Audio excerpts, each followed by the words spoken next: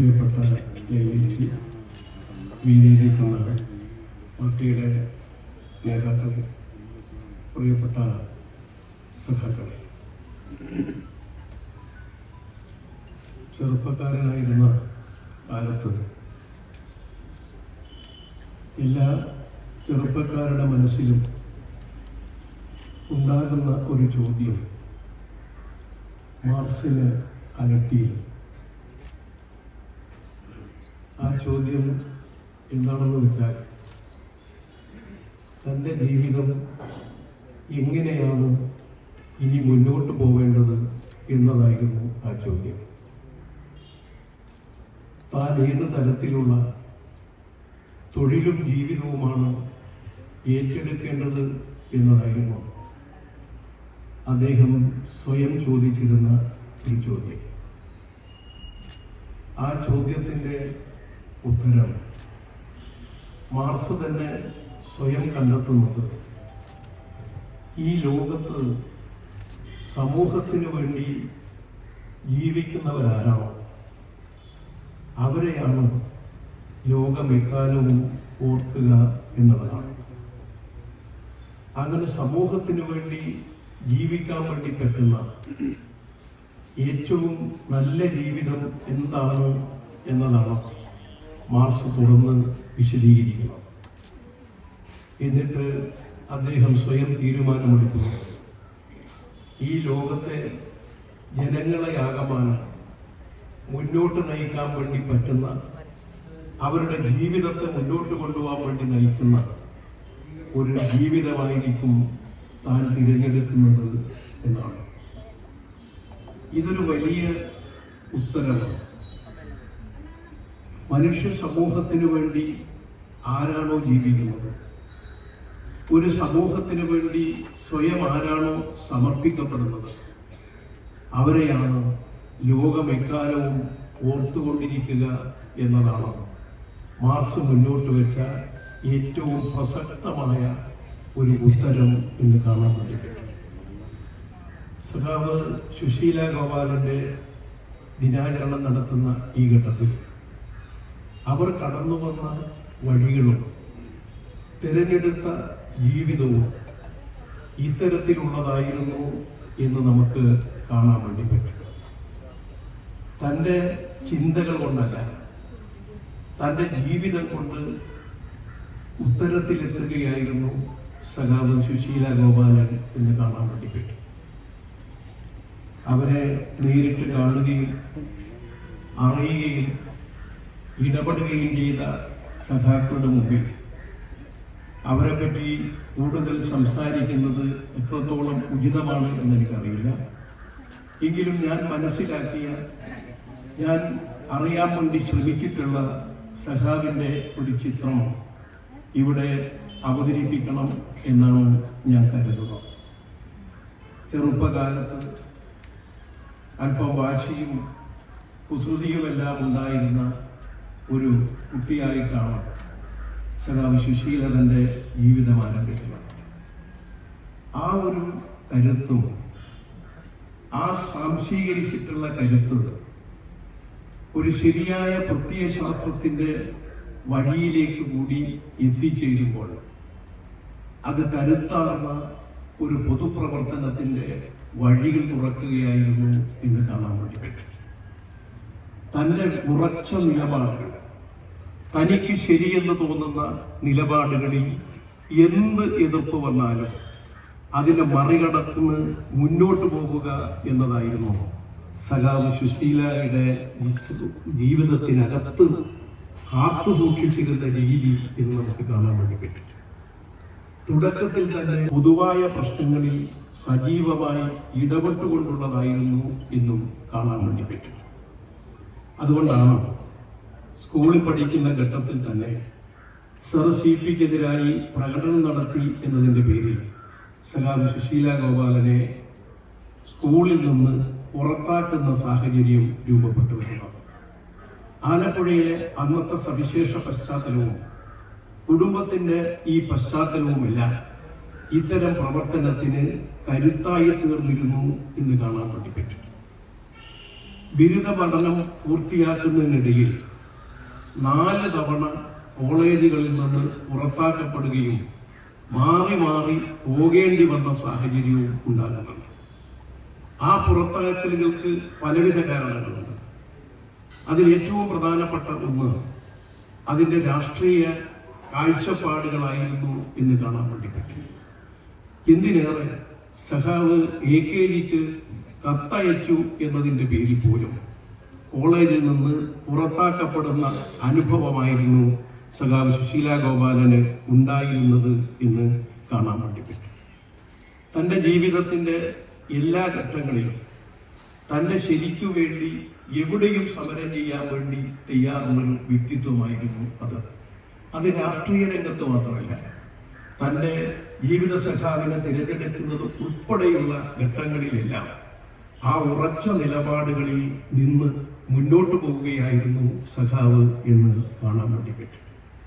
ആ ഉറച്ച ജീവിത കാഴ്ചപ്പാടിൽ നിന്നുകൊണ്ടാണ് ഓരോ മേഖലക്കകത്തും പ്രസ്ഥാനത്തെ കെട്ടിപ്പടുക്കാനും ആ പ്രസ്ഥാനത്തെ വിപുലപ്പെടുത്താനുമുള്ള പ്രവർത്തന പദ്ധതിയിലേക്ക് കടക്കുന്നത് എന്ന് കാണാൻ പറ്റും. 1957 മഹിളാ സംഘം രൂപീകരിക്കപ്പെടുമ്പോൾ അതിന്റെ നേതൃത്വ നിലയിൽ സഖാവ് സുശീല ഗോപാലനെ കാണാൻ വേണ്ടി പറ്റും. അഖിലേന്ത്യ മഹിളാ അസോസിയേഷന്റെ രൂപീകരണ ഘട്ടത്തിലും അതിന്റെ സെക്രട്ടറിയായി തന്നെ പ്രവർത്തിക്കാൻ സഖാവ് ഉണ്ടായിരുന്നു എന്നും കാണാൻ വേണ്ടി പറ്റും. ഇങ്ങനെ ഒരു സംഘടനയെ രൂപപ്പെടുത്തിയെടുക്കുന്നതിലും അതിന്റെ തുടക്കത്തിൽ തന്നെ അതിന്റെ നേതൃത്വതയിൽ പ്രവർത്തിച്ചുകൊണ്ട് സംഘടിപ്പിക്കുന്ന കാര്യത്തിലും മാതൃകാപരമായ ഇടപെടലാണ് നടത്തിയത് എന്ന് കാണാൻ പറ്റും. മഹിളകളുടെ രംഗത്ത് മാത്രമല്ല, ട്രേഡ് യൂണിയൻ രംഗത്ത് CITUവിന്റെ രൂപീകരണത്തിലും സഖാവ് ഉണ്ടായിരുന്നു എന്ന കാര്യം നമുക്കറിയാൻ വേണ്ടി പറ്റും. ഇങ്ങനെ മഹിളകളുടെയും തൊഴിലാളികളുടെയും പ്രത്യേകിച്ചും പരമ്പരാഗത മേഖലയിലെ തൊഴിലാളികൾ, പ്രത്യേകിച്ചും കയർ തൊഴിലാളികളെ സംഘടിപ്പിച്ചുകൊണ്ടും മുന്നോട്ട് പോകുന്ന കാര്യത്തിലും ആ മേഖലക്കകത്തും സജീവമായ പങ്കാളിത്തം വഹിച്ചിരുന്നു എന്ന് കാണാൻ വേണ്ടി പറ്റും. ഇങ്ങനെ ഒരു സംഘടനയെ തുടക്കത്തിൽ തന്നെ കെട്ടിപ്പടുത്തെടുക്കുക എന്ന ഉത്തരവാദിത്വം ഏറ്റെടുക്കുകയും അത് ഫലപ്രദമായി കൊണ്ടുപോവുകയും ചെയ്തിട്ടുള്ളതായിരുന്നു സഖാവ് എന്ന് കാണാൻ വേണ്ടി പറ്റും. ഇന്ന് മഹിളാ അസോസിയേഷന്റെ പ്രവർത്തകരെ നമ്മൾ പരിശോധിച്ചാൽ അതിൽ പലരെയും വളർത്തിയെടുക്കുന്നതിലും രൂപപ്പെടുത്തിയെടുക്കുന്നതിലും സഖാവ് വഹിച്ചിരുന്ന പങ്ക് വളരെ വലുതാണ് എന്ന് കാണാൻ വേണ്ടി പറ്റും. ഒരു നേതൃത്വത്തിന്റെ ഏറ്റവും പ്രധാനപ്പെട്ട ഗുണങ്ങളിലൊന്ന് പുതിയ സഖാക്കളെ കണ്ടെത്തുകയും അവരുടെ കരുത്തിനെ ശക്തിപ്പെടുത്തുകയും ദൗർബല്യങ്ങളെ ഇല്ലാതാക്കുകയും ചെയ്യുക എന്നിടത്തേക്കാണ്. സഖാവ് സുശീലയുമായി ഇടപെട്ടിട്ടുള്ള എല്ലാവർക്കും അറിയാവുന്ന ഒരു കാര്യം, അത്തരത്തിലുള്ള ഒരു ഇടപെടൽ സഖാവിന്റെ ഭാഗത്ത് ഉണ്ടായിരുന്നു. ആ ഇടപെടലിന്റെ ഭാഗമായി രൂപപ്പെട്ട ഒരുപാട് പ്രവർത്തകരെ നമുക്ക് നമ്മുടെ ചുറ്റും, നേതാക്കളെ നമുക്ക് ചുറ്റും കാണാൻ വേണ്ടി സാധിക്കും. സഖാവ് വൃന്ദാകാരാട്ട് സഖാവ് സുശീല ഗോപാലനെ അനുസ്മരിക്കുന്ന ഘട്ടത്തിൽ തന്റെ ആദ്യകാലത്തെ പ്രവർത്തന ഘട്ടങ്ങളിൽ സഖാവ് സുശീല നൽകിയിട്ടുള്ള പിന്തുണയെ സംബന്ധിച്ച് എടുത്ത് ഓർമ്മപ്പെടുത്തുന്നുണ്ട്. ഓരോ ഘട്ടത്തിലും അവരെ എങ്ങനെയൊക്കെ ആയിരുന്നു ഇവർ നയിച്ചിരുന്നത് എന്ന കാര്യവും അവർ രേഖപ്പെടുത്തുന്നുണ്ട്. ഇങ്ങനെ പുതിയ തലമുറയെ വളർത്തിയെടുക്കുന്നതിലും അവരെ കൂടുതൽ കരുത്തരാക്കി മാറ്റുന്നതിനുമുള്ള ഒരു പ്രവർത്തന ശൈലി സഖാവിനുണ്ടായിരുന്നു എന്ന് കാണാം. അതുകൊണ്ട് തന്നെ വേദന അനുഭവിക്കുന്ന, പ്രയാസങ്ങൾ അനുഭവിക്കുന്ന എല്ലാ ആളുകൾക്കും ഒരു അത്താണിയും തണൽമരവുമായി സഖാവ് സുശീല ഗോപാലൻ ഉണ്ടായിരുന്നു എന്ന് കാണാൻ വേണ്ടി പറ്റും. സഖാവിന്റെ മറ്റൊരു പ്രധാനപ്പെട്ട പ്രവർത്തന മേഖല പാർലമെന്ററി രംഗമായിരുന്നു. അമ്പലപ്പുഴയിൽ നിന്നാണ് ആദ്യമായിട്ട് സഖാവ് തെരഞ്ഞെടുക്കപ്പെടുന്നത്. പിന്നീട് ചിറയൻകീഴിൽ നിന്ന് തെരഞ്ഞെടുക്കപ്പെടുന്നുണ്ട്. പാർലമെന്ററി രംഗത്തും സഖാവിന്റെ സംഭാവന ഏറ്റവും ഉജ്ജ്വലമായിരുന്നു എന്ന് കാണാൻ വേണ്ടി പറ്റും. ഇന്ന് ലോകത്ത് സ്ത്രീവാദം ശക്തിപ്പെട്ടു നിൽക്കുന്നുണ്ട്. സ്ത്രീകളുടെ സംരക്ഷണത്തിന് വേണ്ടിയുള്ള നിയമങ്ങളുണ്ട്. സ്ത്രീകളെ സംരക്ഷിക്കുന്നതിനുള്ള അവബോധം നമ്മുടെ സമൂഹത്തിൽ നല്ല നിലയിൽ വികസിച്ചു വന്നിട്ടുണ്ട്. അത് വർദ്ധിച്ചുകൊണ്ടേയിരിക്കുന്നുണ്ട്, ഇനിയും വർദ്ധിക്കുന്നതായി. എന്നാൽ സ്ത്രീകൾക്കെതിരായിട്ടുള്ള അക്രമങ്ങൾക്കെതിരായി നിയമനിർമ്മാണത്തിന്റെ രംഗത്ത് സഖാവ് നൽകിയിട്ടുള്ള സംഭാവന ആർക്കും വിസ്മരിക്കാൻ വേണ്ടി പറ്റുന്നതല്ല. സ്ത്രീകൾക്കെതിരായി നടത്തുന്ന ആക്രമണങ്ങളെ സവിശേഷമായി കണ്ടുകൊണ്ട് ഇടപെടേണ്ടതിന്റെ പ്രാധാന്യം ഇന്ത്യൻ പാർലമെന്റിൽ ഓർമ്മപ്പെടുത്തിക്കൊണ്ടിരുന്നതായിരുന്നു സഖാവ് സുശീല ഗോപാലന്റെ പ്രസംഗങ്ങൾ എന്ന് നമുക്ക് കാണാൻ വേണ്ടി പറ്റും. ബലാത്സംഗം നടത്തുന്ന കുറ്റവാളികൾക്കെതിരായി ശക്തമായ നിയമനിർമ്മാണത്തിന്റെ നിലപാടുകൾ ഇന്ത്യൻ പാർലമെന്റിൽ ഉയർത്തിയത് സഖാവ് സുശീല ഗോപാലായി. ഇന്ന് സ്ത്രീകളെ സംരക്ഷിക്കാൻ വേണ്ടി ഗാർഹിക പീഡനവുമായി ബന്ധപ്പെട്ടുണ്ടാകുന്ന പ്രശ്നങ്ങളെ സംബന്ധിച്ച് വളരെ വിശദമായി പഠിക്കുകയും പാർലമെന്റിനകത്തെ കമ്മിറ്റികളിൽ നിന്നുകൊണ്ട് അതിനുവേണ്ടി ശക്തമായി പോരടിക്കുകയും ചെയ്തിരുന്ന ഒരു വ്യക്തിത്വം കൂടിയായിരുന്നു സഖാവിൻ്റെത്. ഇന്ന് ക്രിമിനൽ നിയമത്തിനകത്ത് 498A, 498B തുടങ്ങിയ നിയമങ്ങൾ ഉണ്ടായിട്ടുള്ളത് ഇതിന്റെ ഭാഗമായിട്ടാണ്. അതായത് ഒരു സ്ത്രീയെ വിവാഹം കഴിച്ചു കൊണ്ടുവന്നാൽ 7 വർഷത്തിനിടയിൽ അസാധാരണമായ രീതിയിലുള്ള മരണമുണ്ടായാൽ അത് സ്വയം കേസായി മാറുന്ന നിയമത്തിലേക്ക് കൊണ്ടുവന്നിട്ടുള്ളത് സഖാവ് സുശീലയുടെ ഇടപെടലിന്റെ കൂടി ഭാഗമായിരുന്നു എന്ന് കാണാൻ വേണ്ടി പറ്റും. അതുപോലെ തന്നെ സ്ത്രീകൾക്ക് വീടുകളിൽ നിന്ന് സ്ത്രീധനത്തിന്റെ അല്ലാത്ത രീതിയിലുള്ള പീഡനങ്ങൾക്കെതിരെയും ശക്തമായ നിലപാട് സ്വീകരിച്ചുകൊണ്ട് മുന്നോട്ട് പോയതും സഖാവിന്റെ ഇടപെടലിന്റെ ഭാഗമായി. ഇന്ന് നമ്മുടെ നാട്ടിലെല്ലാം കാണുന്ന കുടുംബ കോടതികൾ രൂപീകരണം, അതിന്റെ പിന്നിലും സഖാവിന്റെ ഇടപെടലുണ്ടായിരുന്നു എന്ന് കാണാൻ വേണ്ടി പറ്റും. ദേശീയ വനിതാ കമ്മീഷന്റെ രൂപീകരണത്തിനും അതിന്റെ പ്രവർത്തനങ്ങളെ ശക്തിപ്പെടുത്തി മുന്നോട്ട് കൊണ്ടുപോകുന്നതിനും സഖാവിന്റെ പങ്കാളിത്തം വളരെ വലുതായിരുന്നു എന്ന് കാണാൻ വേണ്ടി പറ്റും. അങ്ങനെ സ്ത്രീകളുടെ അടിച്ചമർത്തലിനെതിരായി നിയമപരമായ പരിരക്ഷയ്ക്ക് വേണ്ടി പാർലമെന്റിൽ പൊരുതുക കൂടി ചെയ്തിട്ടുള്ള ഒരു മഹത്തായ സംഭാവന പാർലമെന്റിന്റെ ചരിത്രത്തിലും ഇന്ത്യയിലെ സ്ത്രീ സംരക്ഷണത്തിന്റെ ചരിത്രത്തിലും സഖാവിന് ഒരു മുന്തിയ സ്ഥാനമുണ്ട് എന്ന് ആ നിലയിൽ പരിശോധിക്കാൻ വേണ്ടി സാധിക്കും. അതുപോലെ സ്ത്രീകളുടെ പ്രശ്നങ്ങൾ, ഏത് നിലയിലുള്ള പ്രശ്നങ്ങളെയും മനസ്സിലാക്കാൻ വേണ്ടി ശ്രമിച്ചിരുന്നു എന്നുള്ളതാണ്. പ്രധാനമായിട്ട് പാലിയം സമരവുമായി ബന്ധപ്പെട്ട് സഖാവ് പറയുന്ന ചില കാര്യങ്ങളുണ്ട്. പാലിയം സമരം എന്ന് പറയുന്നത് ആ കാലഘട്ടത്തിനകത്ത് ഈ നവോത്ഥാന ചരിത്രത്തിലും കമ്മ്യൂണിസ്റ്റ് പാർട്ടിയുടെ ചരിത്രത്തിലും നിർണായകമായ പങ്കുള്ള ഒരു സമരമാണ് പാലിയം സമരം എന്നുള്ളത്. വൈക്കം സത്യാഗ്രഹം നടത്തിയത് കമ്മ്യൂണിസ്റ്റ് പാർട്ടി രൂപീകരിക്കപ്പെടാതിരുന്നൊരു കാലത്തായിരുന്നു. ഗുരുവായൂർ സത്യാഗ്രഹത്തിലേക്ക് വരുമ്പോൾ കോൺഗ്രസ് സോഷ്യലിസ്റ്റ് പാർട്ടി എന്ന നിലയിലാണ് സഖാക്കൾ AKGയും പി കൃഷ്ണപിള്ളയും എല്ലാം പങ്കെടുക്കുന്നത്. എന്നാൽ ആ സമരത്തിൽ നിന്നും ഒന്നുകൂടി മുന്നോട്ട് പോയി കമ്മ്യൂണിസ്റ്റ് പാർട്ടി സ്വയം ഏറ്റെടുത്ത് നടത്തിയ സമരമായിരുന്നു പാലിയം സമരം എന്ന് കാണാൻ വേണ്ടി പറ്റും. ആ പാലിയം സമരത്തിന്റെ അനുഭവങ്ങളും അതിന്റെ കാഴ്ചപ്പാടുകളെ സംബന്ധിച്ചും വളരെയേറെ പഠിക്കുകയും അതിന്റെ അടിസ്ഥാനത്തിൽ സ്ത്രീകളുടെ എല്ലാ മേഖലയിലും സ്ത്രീകൾ അനുഭവിക്കുന്ന പ്രശ്നങ്ങളും ഒരുപോലെയാണ് എന്ന് തിരിച്ചറിയുകയും ചെയ്യുന്നൊരു കാഴ്ചയും സഖാവിനുണ്ടായിരുന്നു എന്ന് കാണാം. കാരണം പാലിയം സമരത്തിൽ പങ്കെടുത്തിട്ടുള്ള അന്തർജനങ്ങളുണ്ട്, അതുപോലുള്ള വിഭാഗങ്ങളുണ്ട്. ആ വിഭാഗങ്ങൾ സാമ്പത്തികമായിട്ട് ശക്തിപ്പെട്ടു നിൽക്കുകയാണ്. എങ്കിലും ഒരു സ്ത്രീ എന്നുള്ള നിലയിൽ അകത്തു നിന്ന് പുറത്തിറങ്ങാൻ പോലും പറ്റാത്ത രീതിയിൽ, വിദ്യാഭ്യാസം പോലും ചെയ്യാൻ വേണ്ടി പറ്റാത്ത രീതിയിൽ, ലോകത്തിന്റെ വെളിച്ചങ്ങളെയൊന്നും കാണാത്ത രീതിയിലേക്ക് ജീവിക്കുകയായിരുന്നു എന്ന തിരിച്ചറിവ് ഈ ആളുകൾക്കുണ്ടായിരുന്നു. ആ തിരിച്ചറിവിനെ മനസ്സിലാക്കിക്കൊണ്ട് തന്നെ എല്ലായിടങ്ങളിലും സ്ത്രീകളുടേതായ പ്രശ്നങ്ങളുണ്ട് എന്ന തിരിച്ചറിവിലേക്ക് എത്തുകയും ചെയ്യുകയും അങ്ങനെ ജീവിതത്തിന്റെ സമസ്ത മണ്ഡലങ്ങളിലെയും സ്ത്രീകളുടെ പ്രശ്നങ്ങളെ അഭിമുഖീകരിച്ചിരുന്ന നേതാവായിരുന്നു സഖാവ് എന്ന് കാണാൻ വേണ്ടി പറ്റും. സഖാവിന്റെ മറ്റൊരു പ്രധാനപ്പെട്ട സംഭാവന മന്ത്രി എന്ന നിലയിലുള്ള സംഭാവനയാണ്. 1996 മുതൽ 2001 വരെയുള്ള കാലഘട്ടത്തിൽ നമ്മുടെ കേരളത്തിന്റെ വ്യവസായ മന്ത്രിയായും സഖാവ് പ്രവർത്തിക്കുന്നു. ഇന്ന് നമ്മൾ കാണുന്ന ആഗോളവൽക്കരണ നയങ്ങൾക്ക് ബദലുയർത്തുന്നതിന് വേണ്ടിയിട്ടുള്ള ഒരുപാട് കാഴ്ചപ്പാടുകളെ അവതരിപ്പിക്കുകയും മുന്നോട്ട് പോവുകയും ചെയ്തിരുന്നു എന്ന് നമുക്ക് കാണാൻ വേണ്ടി സാധിക്കും. ഇന്ന് കാണുന്ന പൊതുമേഖലാ സംരക്ഷണത്തിന് വേണ്ടിയിട്ടുള്ള ഇടപെടലുകൾ, അതുപോലെ തന്നെ പരമ്പരാഗത മേഖല എന്ന് പറയുന്നത് ഒരു സാമൂഹ്യ സുരക്ഷാ സംവിധാനം എന്ന നിലയിലാണ് അതിനെ കാണേണ്ടത് എന്ന് തിരിച്ചറിഞ്ഞുകൊണ്ട് അവയെ സംരക്ഷിക്കാനും വേണ്ടി മുൻനിരയിൽ സഖാവ് ഉണ്ടായിരുന്നു എന്ന് കാണാൻ വേണ്ടി പറ്റും.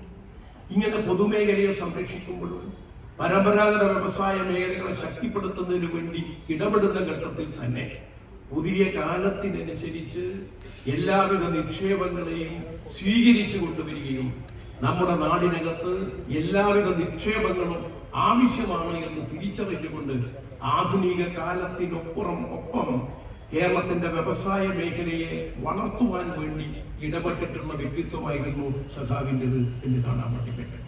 വ്യവസായ മേഖലയിൽ ഇന്ന് ഏകജാലക സംവിധാനത്തിലേക്ക് കൊണ്ടുവരാനും അത്തരത്തിലുള്ള ഇടപെടലുകൾക്ക് നേതൃത്വം കൊടുക്കാനുമെല്ലാം അവരുണ്ടായിരുന്നു എന്ന കാര്യവും കാണാൻ വേണ്ടി പറ്റും. അതുപോലെ സ്ത്രീകളുടെ നിലനിൽപ്പിനും അവരുടെ സ്വാതന്ത്ര്യത്തിന്റെയും അടിസ്ഥാനം അതിലേറ്റവും പ്രധാനപ്പെട്ട ഒന്ന് സാമ്പത്തികമായ സ്വാതന്ത്ര്യമാണ് എന്ന തിരിച്ചറിവ് സഖാവിനുണ്ടായിരുന്നു. അതുകൊണ്ട് തന്നെ മന്ത്രിയായിരുന്ന കാലത്ത് വനിതകളുടെ തൊഴിൽ മേഖലയെ ശക്തിപ്പെടുത്തിയെടുത്തതിനു വേണ്ടിയുള്ള ഒരുപാട് സംരംഭങ്ങളുടെ നേതൃത്വ നിലയിൽ തന്നെ സഖാവ് പ്രവർത്തിച്ചിരുന്നു എന്ന് കാണാൻ വേണ്ടി പറ്റും. ടെക്നോ പാർക്ക് പോലുള്ള സംവിധാനങ്ങള്, സാങ്കേതിക മേഖലക്കകത്തുള്ള ഇടപെടലുകൾ, ഇവയിലെല്ലാം നല്ല നിലയിൽ ഇടപെട്ടുകൊണ്ട് മുന്നോട്ട് പോയിരുന്നു എന്ന് കാണാൻ പറ്റും. അതുപോലെ കുട്ടികളുടെ ക്ഷേമത്തിന് വേണ്ടി നടത്തിയിട്ടുള്ള ഒരുപാട് ഇടപെടലുകൾ, കുട്ടികളെ AKGയെ സംബന്ധിച്ച് ഓർമ്മപ്പെടുത്തുമ്പോൾ കുട്ടികളോടുള്ള വാത്സല്യത്തെക്കുറിച്ച് ഞാൻ പറയേണ്ട കാര്യമില്ല. ഒരുപക്ഷെ ജീവിതത്തിന് എല്ലായ്പ്പോഴും കുട്ടികളെ ഏറെ സ്നേഹിക്കുകയും AKG തന്നെ ആത്മകഥയിൽ ഓർമ്മപ്പെടുത്തുന്നുണ്ട്.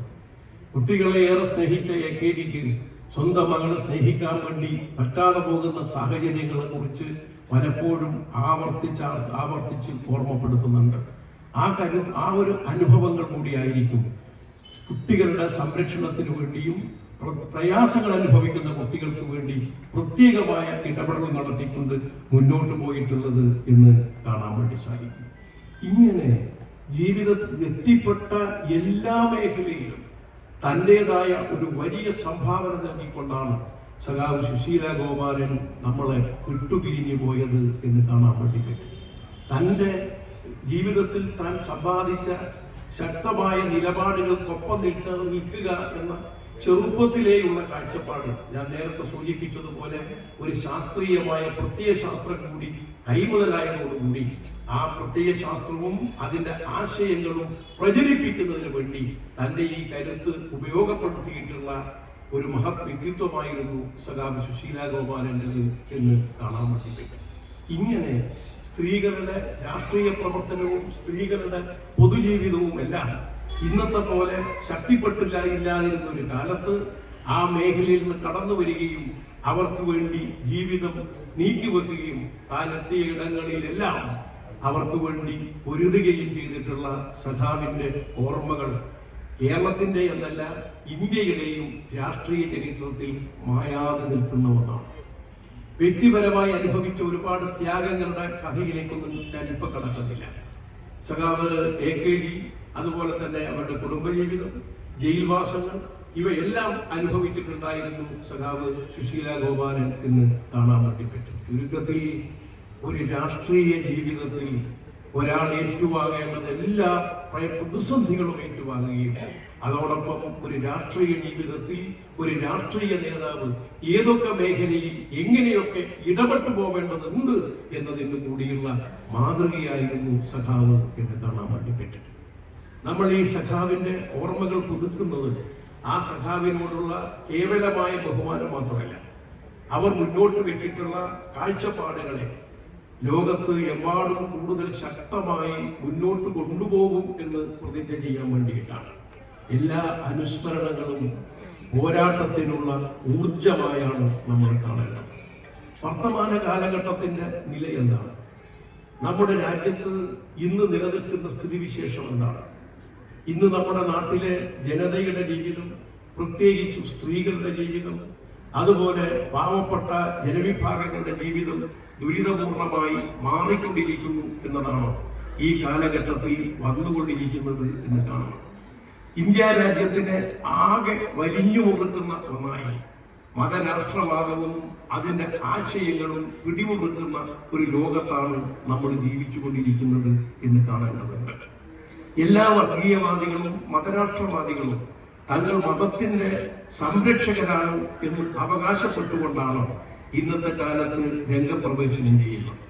നിങ്ങൾ ജമാഅത്തെ ഇസ്ലാമിയെ വിമർശിക്കാൻ പോയാൽ ജമാഅത്തെ ഇസ്ലാമിക്കാരൻ അവകാശപ്പെടുന്നത് ഞങ്ങൾ ഇസ്ലാമിന്റെ പ്രമുഖികളാണ്, അതുകൊണ്ട് ഞങ്ങളെ വിമർശിക്കുന്നത് ഇസ്ലാമിനെതിരായിട്ടാണ് എന്നതാണ്. ഹിന്ദു വർഗീയവാദികളും സമാനമായ കാഴ്ചപ്പാടാണ് മുന്നോട്ട് വെക്കുന്നത്. സംഘപരിവാറിനെതിരായിട്ടുള്ള ആക്രമണം അല്ലെങ്കിൽ അതിനെതിരായിട്ട് നമ്മളെടുക്കുന്ന നിലപാടുകൾ ഹിന്ദു മതത്തിനെതിരായിട്ടുള്ള നിലപാടുകളാണ് എന്ന് സ്ഥാപിച്ച് ആ മതവിശ്വാസങ്ങളെ ഉപയോഗപ്പെടുത്തി രാഷ്ട്രീയത്തിനെ മുന്നോട്ട് കൊണ്ടുപോകുക എന്ന പരിശ്രമമാണ് അവർ നടത്തിക്കൊണ്ടിരിക്കുന്നത് എന്ന് കാണാൻ പറ്റും. പക്ഷേ ലോകത്തിന്റെ ചരിത്രം പരിശോധിച്ചാൽ, നമ്മുടെ നാടിന്റെ ചരിത്രം പരിശോധിച്ചാൽ മതത്തിന്റെ തുടർച്ചയായിട്ടുള്ളതല്ല വർഗീയതയും മതരാഷ്ട്രവാദങ്ങളും എന്ന് കാണാൻ പറ്റും. ഇപ്പൊ ഇന്ത്യ രാജ്യത്ത് ഹിന്ദു മതവിശ്വാസങ്ങൾ രൂപപ്പെട്ടിട്ട് ആയിരക്കണക്കിന് വർഷങ്ങളായി. പക്ഷേ ഹിന്ദുവിന്റെ പേരിൽ ഒരു രാഷ്ട്രീയ പാർട്ടി ഉണ്ടാകുന്നത് 1907 ഹിന്ദു മഹാസഭയും 1927 സംഘപരിവാറാണ്. ഇന്ത്യ രാജ്യത്ത് ഇസ്ലാം അതിന്റെ ആവിർഭാവത്ത് തന്നെ കടന്നു വന്നിട്ടുണ്ട്. പക്ഷേ ഇസ്ലാമിന്റെ പേര് പറഞ്ഞുകൊണ്ട് ഒരു രാഷ്ട്രീയ പാർട്ടി ഉണ്ടാകുന്നത് 1906 അതുകൊണ്ട് അതിന്റെ അർത്ഥം എന്താണ്? അതിനർത്ഥം മതമെന്ന് പറയുന്നത് ആയിരക്കണക്കിന് വർഷം മുമ്പ് ജനതയുടെ ജീവിതത്തിന്റെ ഭാഗമായി രൂപപ്പെട്ടു വന്ന ഒന്നാണെങ്കിൽ മതത്തിന്റെ പേരിലുള്ള രാഷ്ട്രീയ പാർട്ടികൾ എന്ന് പറയുന്നത് ആധുനിക കാലഘട്ടത്തിൽ രൂപപ്പെട്ടു വന്നിട്ടുള്ളതാണ് എന്ന് കാണാൻ വേണ്ടി പറ്റും. മറ്റൊരു രീതിയിൽ പറഞ്ഞാൽ മതം ഈ ജനതയുടെ ജീവിതത്തിന്റെ ഭാഗമായി ഏറെ മുമ്പ് രൂപപ്പെട്ടു വന്നപ്പോ വർഗീയത ആധുനികതയുടെ പ്രതിഭാസമാണ്, പുതിയ കാലത്തിന്റെ പ്രതിഭാസമാണ്, അഥവാ മുതലാളിത്വത്തിന്റെ ആവശ്യത്തിൽ നിന്നുണ്ടായതാണ് എന്ന് തിരിച്ചറിയാൻ വേണ്ടി പറ്റും. ഉദാഹരണമായി ബാബരി മസ്ജിദ് തകർക്കപ്പെട്ട് രാമക്ഷേത്രത്തിന്റെ ഒരു നിർമ്മാണവും അതിന്റെ കാര്യങ്ങളും എല്ലാം നടന്നത് നമ്മൾ വായിച്ചു കഴിഞ്ഞിട്ടുള്ളതാണ്, മനസ്സിലാക്കി കഴിഞ്ഞിട്ടുള്ളതാണ്. പക്ഷെ നമ്മൾ ഓർക്കേണ്ടത് ഈ രാമക്ഷേത്രം കിടക്കുന്നിടത്ത്, ഈ ബാബരി മസ്ജിദ് കിടക്കുന്നിടത്ത് രാമക്ഷേത്രമാണ് എന്നത് ഇന്ത്യയിലെ ആരും ഉന്നയിച്ച കാഴ്ചപ്പാടേയായിരുന്നില്ല. ഇന്ത്യയിലെ ഒരു വിശ്വാസ പ്രമാണത്തിലോ ഇന്ത്യയിലെ ഒരു ഐതിഹ്യത്തിനകത്തോ അങ്ങനെ ഒരു കാഴ്ചപ്പാടേ ഉണ്ടായിരുന്നില്ല. ആദ്യമായി ആ കാഴ്ചപ്പാട് മുന്നോട്ട് വെക്കുന്നത് ബ്രിട്ടീഷ് ചരിത്രകാരനായ ജോൺ ലീഡനാണ്. അതായത് ബാബറിന്റെ സഞ്ചാരക്കുറിപ്പുകളിലെ 14 പേജുകൾ ആരാലും കണ്ടെടുക്കപ്പെട്ടിട്ടില്ല. ആ കണ്ടെടുക്കപ്പെടാത്ത 14 പേജുകളെ കുറിച്ച് ബ്രിട്ടീഷുകാർ ഗവേഷണം നടത്തി. എന്നിട്ട് അവർ പറഞ്ഞു, ഈ ബാബരി മസ്ജിദ് കിടക്കുന്നിടത്ത് നേരത്തെ രാമക്ഷേത്രമായിരുന്നു എന്ന് അവർ പ്രചരിപ്പിക്കുന്നു. ഈ പ്രചരണം അവിടെ ഉയർന്നു വന്നപ്പോ അവിടുത്തെ ഹിന്ദു മതവിശ്വാസികളും ഇസ്ലാം മതവിശ്വാസികളും ഒന്നായി ചേർന്നുകൊണ്ട് ഇതിനെ പ്രതിരോധിക്കുകയാണ്. അവർ കമ്മിറ്റി തന്നെ ഉണ്ടാക്കി. 11 അംഗങ്ങളുടെ കമ്മിറ്റി ബ്രിട്ടീഷുകാരുടെ ഈ പ്രചാരവേദിയെ നേരിടാൻ 6 ആളുകൾ ഹിന്ദുക്കൾ, 5 ആളുകൾ ഇസ്ലാം മത വിശ്വാസികൾ. ആ നേരിട്ടതിന്റെ ഭാഗമായി അവിടുത്തെ ഇസ്ലാം മത നേതാവിനും ഹിന്ദുമതത്തിന്റെ നേതാവിനുമെല്ലാം രാജ്യദ്രോഹ കുറ്റം ചുമത്തി ബ്രിട്ടീഷുകാർ കൊലപരമായിരുന്നു നൽകിയത് ഓർക്കണം. 1800കളിൽ ബ്രിട്ടീഷുകാർ ഇന്ത്യ ഭരിക്കുന്ന ഘട്ടത്തിൽ ഉയർന്നു വന്ന ഈ സംവിധാനത്തെ അതിന്റെ പേരിൽ ഒരു രക്തപ്പുഴ ഒഴുക്കാനോ ആളുകളെ തമ്മിൽ ഏറ്റുമുട്ടിക്കാനോ ബ്രിട്ടീഷുകാർക്ക് സാധ്യമായില്ല. എന്നാൽ 1991 ആകുമ്പോ അതിന്റെ പേരിൽ ആയിരങ്ങളോടെ മരിച്ചുകൊള്ളൂ എന്ന് മാത്രമല്ല, ഒരു രാജ്യത്തിന്റെ ഭരണ സംവിധാനം തന്നെ മാറുന്ന നിലയിലായി. എന്തുകൊണ്ടാണ് 1800കളിൽ ഇങ്ങനെ ഒരു ഇടപെടലുണ്ടായപ്പോ അതിന്റെ പേരിൽ ഇവിടെ രക്തപ്പുഴ ഒഴുകാതെ പോയത്? എന്തുകൊണ്ടാണ് 1991 അത് വരുമ്പോ രക്തപ്പുഴ ഒഴുകിയെന്നതിനുള്ള ഉത്തരവൊന്നേയുള്ളൂ. ആ ഉത്തരവ് ഒരു വലിയ ഉത്തരവാണ്. 1800കളിലും അതിനു മുമ്പും മതം കൈകാര്യം ചെയ്യുന്നത് മതവിശ്വാസികളായിരുന്നു. എന്നാൽ 90കളാകുമ്പോ, ആധുനിക കാലമാകുമ്പോ മതത്തെ രാഷ്ട്രീയത്തിന് വേണ്ടി ഉപയോഗപ്പെടുത്തുന്ന ആളുകൾ രൂപപ്പെട്ടു വന്നപ്പോ മരിച്ചു വീണത് ആയിരങ്ങളാണ് എന്ന് മാത്രമല്ല, മാറിയത് ഒരു ഭരണം മാത്രമാണ് എന്നതുമല്ല, ഇന്ത്യയിലെ ജനതയുടെ മനസ്സുകളെ വിദൂരതയിലേക്ക് പരസ്പരം ഏറ്റുമുട്ടിക്കുന്ന തലത്തിലേക്ക് മാറ്റാനും വേണ്ടി പറ്റി എന്നതാണ് നാം ഇവിടെ ഓർക്കേണ്ടത്. മതം അതിന്റെ വിശ്വാസങ്ങളും അതിന്റെ ഉത്സവങ്ങളും ആചാരങ്ങളും ആഘോഷങ്ങളും എല്ലാം നല്ല നിലയിൽ നടത്തിക്കൊണ്ടു പോവുക, പൊതുജനങ്ങളെ ആകെ പങ്കെടുപ്പിച്ചുകൊണ്ട് നടത്തിപ്പോവുക എന്നതാണ് ഇടതുപക്ഷ പ്രസ്ഥാനങ്ങളുടെ, പുരോഗമന പ്രസ്ഥാനങ്ങളുടെ പൊതുവായിട്ടുള്ള കാഴ്ചപ്പാട്. ആർക്കാണ് വിശ്വാസത്തെ കലക്കേണ്ടത്? ആർക്കാണ് മതത്തിൻ്റെതായ രീതികളെ ഏറ്റുമുട്ടിക്കേണ്ടത്? ഒരു മതനിരപേക്ഷ കക്ഷിക്കും അങ്ങനെ മതത്തിൻ്റെത് കലക്കി രാഷ്ട്രീയത്തിൽ കൂട്ടുനേടേണ്ട കാര്യമില്ല. ഒരു മതനിരപേക്ഷ കക്ഷിയും അത്തരത്തിലുള്ള ഇടപെടൽ നടത്തില്ല. ആർക്കാണ് മതത്തെ കലക്കേണ്ടത്? മതത്തിന്റെ പേരിൽ രാഷ്ട്രീയം കളിക്കുന്ന ആളുകൾക്കാണ് മതത്തിന്റെ കലക്കേണ്ടതും മതത്തിന്റെ പരസ്പരം ഏറ്റുമുട്ടിക്കേണ്ടതും. ഉദാഹരണമായി തൃശ്ശൂരിലെ പൂരം ഇപ്പൊ നടന്നു പോകുന്നത് പോലെ ജനകീയമായി നടത്തുക എന്നുള്ളതാണ് ഇടതുപക്ഷക്കാരന്റെയും ജനാധിപത്യ വിശ്വാസികളുടെയും മതവിശ്വാസികളുടെയും എല്ലാവരുടെയും താല്പര്യം. എന്നാൽ ആർക്കാണ് തൃശ്ശൂർ പൂരത്തെ കലക്കേണ്ടത്? തൃശ്ശൂർ പൂരത്തെ കലക്കേണ്ടത് ഹിന്ദു വർഗീയവാദികൾക്കാണ്. അതുകൊണ്ട് അവരെന്ത് ചെയ്യുന്നു? അങ്ങനെ കലക്കിയാൽ മാത്രമേ അവർക്ക് രാഷ്ട്രീയ അധികാരം നേടാൻ വേണ്ടി പറ്റും. ഈ തിരിച്ചറിവ് ഉണ്ടായിരുന്നു എന്നതാണ് ഇന്ത്യയിലെ ദേശീയ പ്രസ്ഥാനത്തിന്റെ നേതാക്കന്മാർക്കുണ്ടായിരുന്ന ഏറ്റവും പ്രധാനപ്പെട്ട സവിശേഷത എന്ന് കാണണം. ഗാന്ധിജി അദ്ദേഹത്തിന്റെ പ്രാർത്ഥനായോഗ സനാതന ഹിന്ദുവാണെന്ന് സ്വയം പ്രഖ്യാപിക്കുകയാണ്. പക്ഷെ അദ്ദേഹത്തിന്റെ പ്രാർത്ഥനായോഗങ്ങളിൽ ബൈബിൾ ഉണ്ടായിരുന്നു, ഖുർആൻ ഉണ്ടായിരുന്നു, ഗീതയുണ്ടായിരുന്നു, എല്ലാം ഉണ്ടായിരുന്നു. അതുകൊണ്ടാണ് വർഗീയ സംഘർഷങ്ങൾക്കെതിരെ ശക്തമായ നിലപാട് അദ്ദേഹത്തിന് സ്വീകരിക്കാനായത്. അതുകൊണ്ടാണ് ഇന്ത്യ അർഹതപ്പെട്ട വിഭവം പാകിസ്ഥാന് കൊടുക്കാതിരുന്നപ്പോ നിരാഹാരം കിടന്നത്. അതുകൊണ്ടാണ് ഗാന്ധിജി നവഖാലിയിൽ യാത്ര ചെയ്ത് അദ്ദേഹത്തിന്റെ അവസാന പ്രസംഗങ്ങളിൽ ഗാന്ധിജി നമ്മെ ഓർമ്മപ്പെടുത്തിക്കൊണ്ടിരുന്ന ഒരു കാര്യം മതം രാഷ്ട്രീയത്തിൽ നിന്നും മാറി നിൽക്കേണ്ടതാണ് എന്നതാണ്. മതവും രാഷ്ട്രീയവും രണ്ടായി നിൽക്കുമ്പോൾ മാത്രമേ ഈ രാജ്യത്തെ ജനതക്കും മതവിശ്വാസികൾക്കും അതുമായി മുന്നോട്ട് പോകാൻ വേണ്ടി പറ്റൂ എന്ന നിലപാടാണ് ഗാന്ധിജി സ്വീകരിച്ചത്. അതുപോലെ തന്നെ ഇന്ത്യൻ ദേശീയ പ്രസ്ഥാനത്തിലെ ഏറ്റവും വലിയ ഇസ്ലാം മത വിശ്വാസിയായിരുന്നത് മൗലാന അബ്ദുൽ കലാം ആസാദാണ്. മൗലാന അബ്ദുൽ കലാം ആസാദിന്റെ ചരിത്ര പാഠ പുസ്തകത്തിൽ നിന്ന് RSSകാർ മാറ്റിക്കൊണ്ടിരിക്കുന്ന മൗലാന അബ്ദുൽ കലാം ആസാദ്, അദ്ദേഹത്തിന്റെ ജീവിതം നാം ഈ അവസരത്തിൽ വായിക്കേണ്ട ഒന്നാണ്. അദ്ദേഹം ജനിച്ചത് മക്കയിലാണ്. അദ്ദേഹത്തിന്റെ പിതാവിന്റെ പിതാവാണ്. മക്കയിലെ ഹജ്ജിന് പോകുന്ന സ്ഥലം കണ്ടിട്ടുള്ള ആളുകൾക്കറിയാം, അവിടെ ഒരു തോടുണ്ട്. ആ തോട് ഇന്നത്തെ അറേബ്യയിൽ അവർക്ക് സമ്പത്തൊന്നും ഉണ്ടായിരുന്നില്ല. ആ സമ്പത്തൊന്നും ഉണ്ടാകാതിരുന്ന കാലത്ത് ഈ മൗലാന അബ്ദുൽ കലാം ആസാദിന്റെ പിതാമഹനാണ് ലോകത്തെമ്പാടും പോയി പിരിവ് നടത്തി ആ തോടിൽ ജലം എത്തിക്കുന്ന പള്ളിയിലേക്ക് പോയി. ആ പാരമ്പര്യവുമാണ്. അദ്ദേഹം മക്കയിൽ ജനിച്ച് അദ്ദേഹം കൽക്കട്ടയിൽ വന്നു. ഇന്ത്യയിൽ വേറുള്ള ആളാണ്.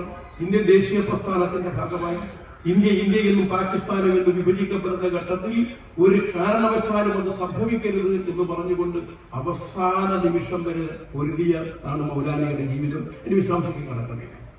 അദ്ദേഹം ഖുർആൻ ഒരു വലിയ വ്യാഖ്യാനമാണ് എന്നിട്ട് അദ്ദേഹം പറഞ്ഞു. ഖുർആനിൽ വ്യാഖ്യാനം ചെയ്ത അവസാന ഭാഗത്ത് അദ്ദേഹം പറയുന്നത് ഇസ്ലാമിന്റെ ചര്യകൾ സ്വീകരിക്കുന്നു എന്നുള്ളത് കൊണ്ട് ആരും സ്വർഗത്തിലേക്ക് എത്താൻ വേണ്ടി പോകുന്നില്ല. പകരം ഇസ്ലാം മുന്നോട്ട് വെക്കുന്ന മൂല്യങ്ങൾ, സ്നേഹമുണ്ട്, കാരുണ്യമുണ്ട്, അതുപോലുള്ള കാഴ്ചപ്പാട് മുന്നോട്ട് വെക്കുന്നത് ആരോ അവർക്കാണ് സ്വർഗം എന്ന കാഴ്ചപ്പാട് മുന്നോട്ട് വെക്കുന്നു. അതായത് ഏത് മതവിശ്വാസിയും മതവിശ്വാസമില്ലാത്ത ആളുകളും നല്ല പ്രവൃത്തി ചെയ്താൽ സ്വർഗത്തിലേക്ക് എത്തും എന്ന സെക്യുലർ നിലപാടിലേക്ക് അദ്ദേഹം എത്തുകയാണ്. യഥാർത്ഥത്തിൽ ശ്രീനാരായണ ഗുരുവിന്റെ ദർശനവും ഇത് തന്നെയായിരുന്നു. സഹോദരൻ അയ്യപ്പൻ ദൈവത്തിൽ വിശ്വസിക്കുന്നില്ല എന്ന് പറഞ്ഞുകൊണ്ട് ദൈവത്തിനും അതുപോലുള്ള സംവിധാനങ്ങൾക്കും എതിരാണ് എന്ന് ശ്രീനാരായണ ഗുരുവിനോട് പറഞ്ഞപ്പോ ഗുരുവിന്റെ മറുപടിയും ഇത് തന്നെയായിരുന്നു, അയ്യപ്പന്റെ പ്രവൃത്തിയിൽ ദൈവമുണ്ട് എന്നതാണ്. അങ്ങനെ പ്രവൃത്തിയിലൂടെ മനുഷ്യനെ സ്നേഹിക്കുക എന്ന് പറയുന്ന കാഴ്ചപ്പാടായിരുന്നു മതവിശ്വാസം മുന്നോട്ട് വെച്ചത്. അത് തന്നെയാണ് പണ്ട് സ്വാമി വിവേകാനന്ദൻ ഹിന്ദുമതത്തെ കുറിച്ച് സംസാരിക്കാൻ വേണ്ടി ചിക്കാഗോയിൽ പോയപ്പോ യൂറോപ്പിലെ ആളുകൾ മുഴുവൻ അദ്ദേഹം വെല്ലുവിളിച്ചു. എന്താ വെല്ലുവിളി എന്നറിയാം? നിങ്ങളുടെ നാട്ടിൽ മതങ്ങളുടെ പേരിൽ ആളുകളെ കൊന്നൊടുക്കുന്ന ഘട്ടത്തിൽ എന്റെ നാട് എല്ലാ വിശ്വാസങ്ങളെയും സ്വീകരിച്ച നാടായിരുന്നു എന്നാണ് അദ്ദേഹം പ്രഖ്യാപിച്ചത്. എന്തുകൊണ്ടാണ് ഇത് പറയാനുണ്ടായ കാരണം? മധ്യകാലഘട്ടത്തിന്റെ ഒരു സവിശേഷത എന്ന് പറയുന്നത്, ബ്രൂണോ ഭൂമി ഉരുണ്ടതാണെന്ന് പറഞ്ഞപ്പോ അദ്ദേഹത്തെ യൂറോപ്പിൽ ചുട്ടുകൊന്നു. ആ ചുട്ടുകൊല്ലുമ്പോ ഇന്ത്യ ഭരിക്കുന്നത് മുഗൾ രാജാക്കന്മാരാണ്, പ്രത്യേകിച്ചും അക്ബറാണ്. അക്ബർ ആരാണ് എന്ന് മാർക്സ് പറയുന്നത്. മാർക്സിന്റെ ഇന്ത്യ ചരിത്ര കുറിപ്പുകൾ എന്ന് പറയുന്ന പുസ്തകമുണ്ട്. മാർക്സ് ഇന്ത്യയെ കുറിച്ച് പഠിച്ചില്ല എന്നൊക്കെ നമ്മളെ പഠിപ്പിക്കുമ്പോൾ ഇന്ത്യ ചരിത്ര കുറിപ്പുകൾ എന്ന് പറയുന്ന മാർക്സിന്റെ പുസ്തകമുണ്ട്. നമ്മുടെ സാമൂതിരിയെ കുറിച്ച് പറയുന്നുണ്ട്, തിരുവിതാംകൂറിനെ കുറിച്ച് പറയുന്നുണ്ട്, ടിപ്പുവിനെ കുറിച്ച് പറയുന്നുണ്ട്. എന്റെ വിശ്വാസത്തിന് കിടക്കുന്നത് അതിൽ അക്ബറിനെ പറ്റി മാർക്സ് പറയുന്ന ഒരു ഭാഗം. അക്ബറിനെ കുറിച്ച് മാർക്സ് പറയുന്നത്, ഇദ്ദേഹത്തിന്റെ കൊട്ടാരത്തിൽ മഹാഭാരതവും രാമായണവുമെല്ലാം സംസ്കൃതത്തിൽ നിന്ന് പേർഷ്യൻ ഭാഷയിലേക്ക് തർജ്ജമ ചെയ്തിട്ടുള്ളയാളാണ് എന്നതാണ്. അതായത് ഇന്ത്യയിലെ സംസ്കൃത ഭാഷയിൽ കിടന്ന മഹാഭാരതവും രാമായണവും എല്ലാം സംസ്കൃത ഭാഷ അറിയാവുന്ന ചില ആളുകൾക്ക് മാത്രമേ മനസ്സിലാക്കാൻ പറ്റി. ഇന്ന് തന്നെ സംസ്ഥാനം കുറവാണ്, അന്നും കുറവാണ്. അതെങ്ങനെയാണ് ലോകം മുഴുവൻ എത്തിയെന്നറിയോ? ലോകം മുഴുവൻ എത്തിയത് ഈ മുഗൾ രാജാക്കന്മാർ അവരുടെ കൊട്ടാരത്തിൽ ഇരുന്ന് ഇത് പേർഷ്യൻ ഭാഷയിലേക്ക് തർജ്ജമ ചെയ്ത് മധ്യേഷ്യയിൽ മാത്രമല്ല പേർഷ്യൻ ഭാഷ യൂറോപ്പിൽ സംസാരിക്കും. അങ്ങനെയായി മഹാഭാരതവും രാമായണവും ലോകം മുഴുവൻ എത്തിയത്. അതുപോലെ തന്നെയാണ് വേദങ്ങളും ഉപനിഷത്തുകളും എല്ലാം തർജ്ജമ ചെയ്തത്, പേർഷ്യൻ ഭാഷയിലേക്ക് തർജ്ജമ ചെയ്തത് ഷാജഹാന്റെ പുത്രൻ ദാരാഷുക്കുമായി. ഞാൻ പറഞ്ഞു വരുന്നത്, മധ്യകാലഘട്ടം എന്ന് പറയുന്നത് ഇത്തരത്തിൽ പരസ്പര ബഹുമാനത്തിന്റെ ഒരു ലോകമാണ് സൃഷ്ടിച്ചത്. അതാണ് ഇന്ത്യ. ഇന്ത്യ നോക്കൂ, എത്ര വൈവിധ്യപൂർണമായ സംസ്കാരത്തിന്റെ മണ്ണാണിത്. ഇന്ത്യയിലെ മതങ്ങളെ പരിശോധിക്കും. ഒന്ന് ജൈനമതമാണ്. ജൈനമതത്തിന്റെ പ്രത്യേകത എന്താ? നമ്മളെ കോവിഡ് കാലം പോലെയാണ് ജൈനമതക്കാർ. ഈ മുഖം മൂടി ഇട്ടിട്ട് അവരെ നടക്കും. കാരണം എന്താന്ന് പറഞ്ഞാൽ അത് ശ്വസിക്കുമ്പോൾ ജീവജാലങ്ങൾ അകത്ത് കിടന്നാലോ എന്ന് ഭയപ്പെട്ടിട്ടാണ്. രണ്ടാമത് ഇന്ത്യയിൽ പിറന്ന മതം ഏതാണ്? ബുദ്ധമതമാണ്. ബുദ്ധനോട് ചോദിക്കുന്നത് ദൈവമുണ്ടോ? ബുദ്ധന്റെ ഉത്തരം മനോഹരമാണ്. ബുദ്ധന്റെ ഉത്തരം ദൈവമുണ്ടോ ഇല്ലയോ എന്നുള്ളതല്ല പ്രശ്നം. നമുക്കൊരു സമൂഹമുണ്ട്. ആ സമൂഹം ഒരുപാട് ദുരിതങ്ങളുള്ളതാണ്.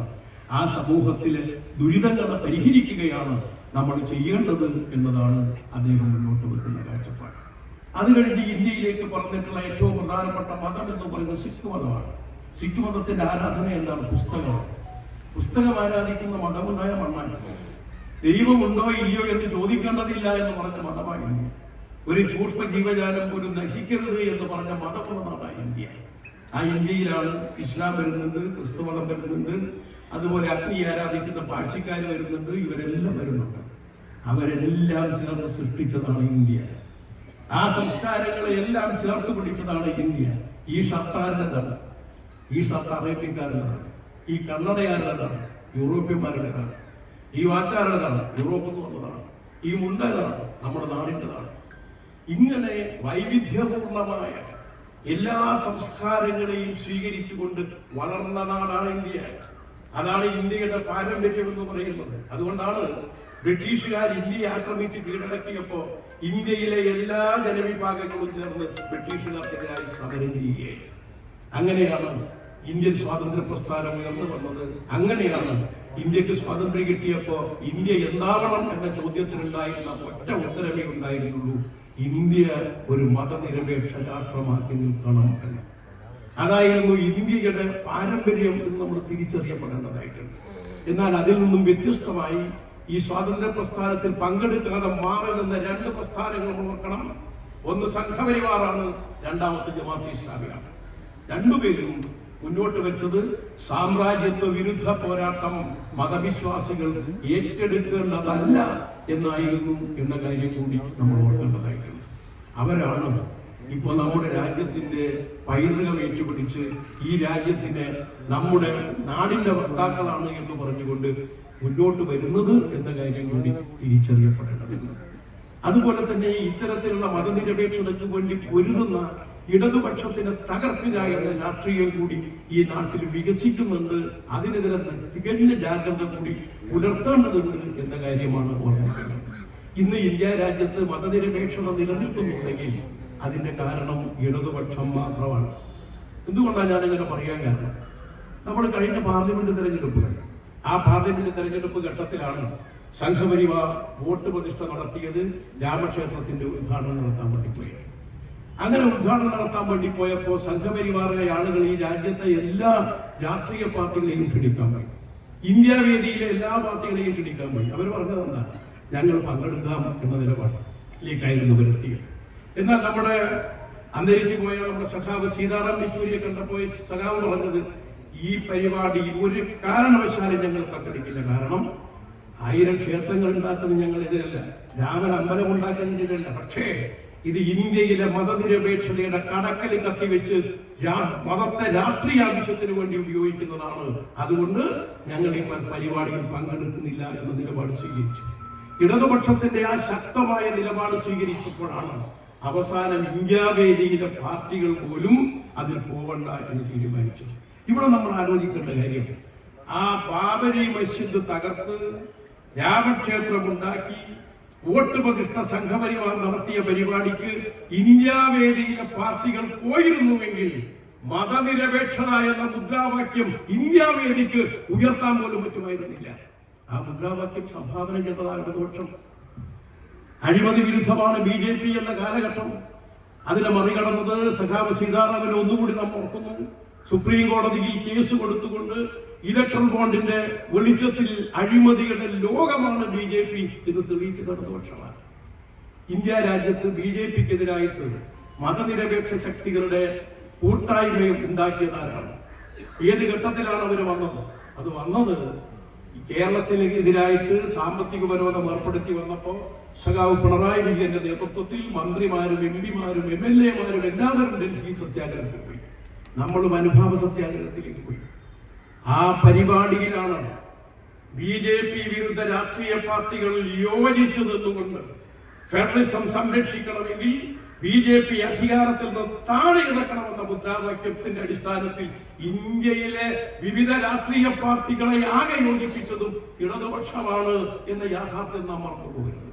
BJP പരാജയപ്പെട്ട സംസ്ഥാനങ്ങൾ ഏതാണ്? മഹാരാഷ്ട്ര, രാജസ്ഥാൻ, പഞ്ചാബ്, അതുപോലെ ഹരിയാന, UP. ഈ 5 സംസ്ഥാനത്തിന്റെയും പ്രത്യേകത എന്താണ്? ഈ 5 സംസ്ഥാനത്ത് കർഷക പ്രക്ഷോഭം ആരാ കർഷക പ്രക്ഷോഭം നടത്തിയത്?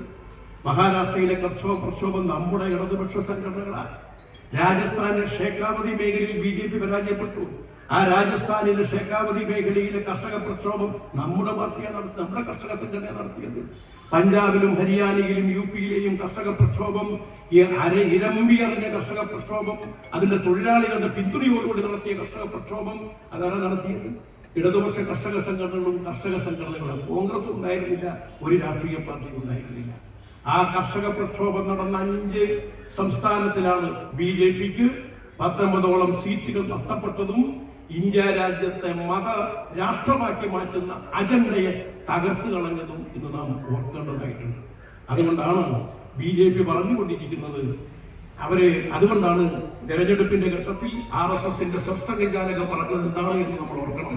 അദ്ദേഹം പറഞ്ഞത് ഇടതുപക്ഷത്തിനെ പരാജയപ്പെടുത്തിയാൽ മാത്രം പോരാ, ഇടതുപക്ഷത്തെ ഉന്മൂലനം ചെയ്യണം എന്നതാണ്. കാരണം ഇടതുപക്ഷം ഉന്മൂലനം ചെയ്യപ്പെട്ടാൽ മതനിരപേക്ഷത മുദ്രാവാക്യമോടെയില്ല, കർഷകരുടെ, തൊഴിലാളികളുടെ, വിദ്യാർത്ഥികളുടെ, സ്ത്രീകളുടെ, ദളിതരുടെ ആവശ്യങ്ങൾക്ക് വേണ്ടിയുള്ള പോരാട്ടമേ അങ്ങനെ ഉണ്ടാവില്ല.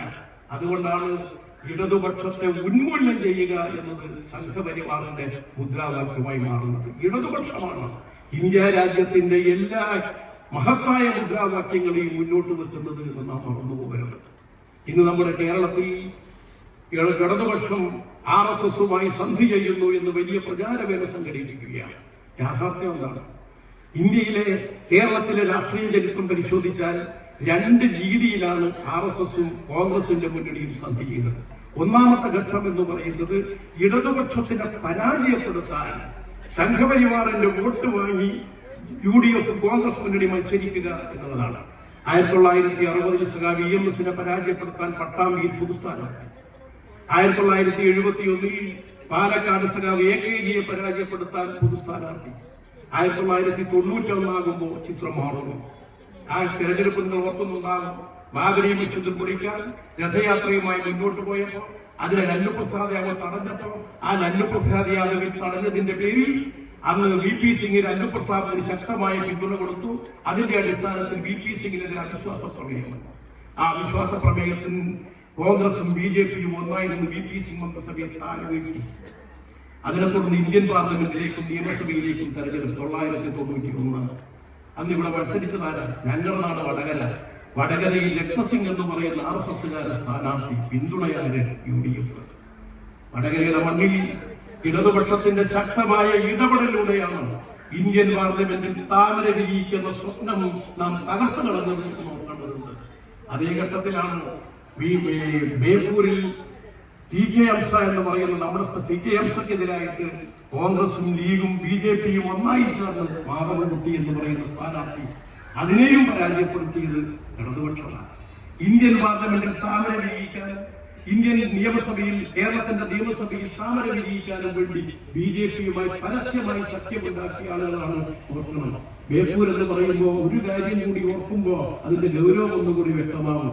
ഈ ബേപ്പൂരിൽ നിൽക്കുന്നത് മാറാട് ഉൾപ്പെടെയുള്ള പ്രദേശങ്ങളിലാണ് നോക്കേണ്ടതുണ്ട്. അത് കഴിഞ്ഞ് നേമത്തും BJP അവർ വിജയിപ്പിച്ചു. നമ്മൾ കൂട്ടിച്ചു.